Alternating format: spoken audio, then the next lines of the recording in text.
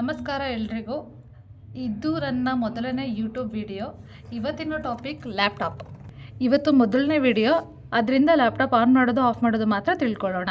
ಇವಳೇನಪ್ಪ laptop on ಮಾಡೋದನ್ನು ತೋರಿಸ್ಕೊಡ್ತಿದ್ದಾಳೆ, ಇದೇನು ನಮಗೇನು ಬರಲ್ವಾ ಅಂತ ತುಂಬ ಜನ ಅನ್ಕೋಬೋದು.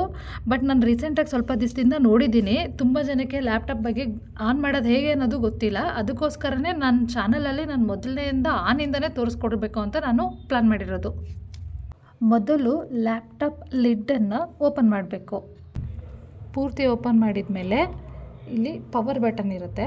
ಆ ಪವರ್ ಬಟನ್ನ ಒಂದು ಸಲ ಪ್ರೆಸ್ ಮಾಡಬೇಕು.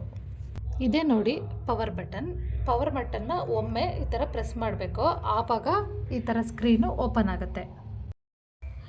ಈ ಥರ ಸ್ಕ್ರೀನ್ ಓಪನ್ ಆದಮೇಲೆ ಇಲ್ಲಿ ಎಂಟರ್ ಬಟನ್ ಇರುತ್ತೆ. ಆ ಎಂಟರ್ ಬಟನನ್ನು ಕ್ಲಿಕ್ ಮಾಡಬೇಕು. ನಂತರ ಈ ರೀತಿ ಬರುತ್ತೆ. ನೀವು ಸ್ಕ್ರೀನ್ ನೋಡಿ, ಅಲ್ಲಿ ಗೊತ್ತಾಗುತ್ತೆ. ಅಲ್ಲಿ ನಾನು ವಿಡಿಯೋ ಮಾಡ್ತಿದ್ದೀನಿ ಅನ್ನೋ ಕಾರಣಕ್ಕೆ ಪಾಸ್ವರ್ಡನ್ನು ಇಟ್ಟಿಲ್ಲ. ನೆಕ್ಸ್ಟು ಇನ್ನೊಮ್ಮೆ ಎಂಟರ್ ಬಟನನ್ನು ಪ್ರೆಸ್ ಮಾಡಿದರೆ ಡೆಸ್ಕ್ಟಾಪ್ ಸ್ಕ್ರೀನ್ ಓಪನ್ ಆಗುತ್ತೆ. ಇದು ಆನ್ ಮಾಡೋ ರೀತಿ. ಇವಾಗ ಆಫ್ ಮಾಡೋದು ಹೇಳ್ಕೊಡ್ತೀನಿ. ಆಫ್ ಮಾಡೋದ್ರಲ್ಲಿ ತುಂಬ ಮೆಥಡ್ಗಳಿದ್ದಾವೆ. ನಾನು ಅದರಲ್ಲಿ ಸಿಂಪಲ್ಲಾಗಿ ಯಾವುದು ಅದನ್ನು ತೋರಿಸ್ಕೊಡ್ತೀನಿ. ಉಳಿದಿರೋದನ್ನೆಲ್ಲ ನಾನಿಲ್ಲಿ ಡಿಸ್ಪ್ಲೇ ಹಾಕಿರ್ತೀನಿ, ನೀವು ನೋಡಿ. ಅದರಲ್ಲಿ ಶಾರ್ಟ್ಕಟ್ ಕೀಸ್ನೆಲ್ಲ ಡಿಸ್ಪ್ಲೇಯಲ್ಲಿ ಹಾಕಿರ್ತೀನಿ. ಇವಾಗ ಆಫ್ ಮಾಡೋದು ಹೇಗೆ ಅಂತ ತೋರಿಸ್ಕೊಡ್ತೀನಿ ನೋಡಿ. ಇದನ್ನು ಟಚ್ ಪ್ಯಾಡ್ ಅಥವಾ ಟ್ರ್ಯಾಕ್ ಪ್ಯಾಡ್ ಅಂತಲೂ ಕರೀತಾರೆ. ಇದು ಮೌಸ್ ಬದಲಿಗೆ ಇದನ್ನು ಯೂಸ್ ಮಾಡ್ತಾರೆ.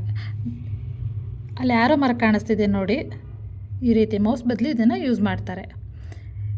ಈ ಕರ್ಸರನ್ನು ತೊಗೊಬಂದು ಸ್ಟಾರ್ಟ್ ಬಟನ್ ಮೇಲೆ ಕ್ಲಿಕ್ ಮಾಡಿ, ಇಲ್ಲಿ ಪವರ್ ಬಟನ್ ಇರುತ್ತೆ. ಪವರ್ ಬಟನ್ ಮೇಲೆ ಕ್ಲಿಕ್ ಮಾಡಿ, ಇಲ್ಲಿ ಶಟ್ ಡೌನ್ ಅಂತಿರುತ್ತೆ. ಶಟ್ ಡೌನ್ ಮೇಲೆ ಕ್ಲಿಕ್ ಮಾಡಬೇಕು. ಇವಾಗ ಶಟ್ ಡೌನ್ ಆಗ್ತಾಯಿದೆ ನೋಡಿ.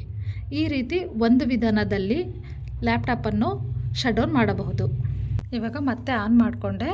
ಇವಾಗ ಇನ್ನೊಂದು ವಿಧಾನದಲ್ಲಿ ಯಾವ ರೀತಿ ಶಟ್ ಡೌನ್ ಮಾಡೋದು ಅಂತ ಇನ್ನೊಂದು ವಿಧಾನ ತೋರಿಸ್ಕೊಡ್ತೀನಿ.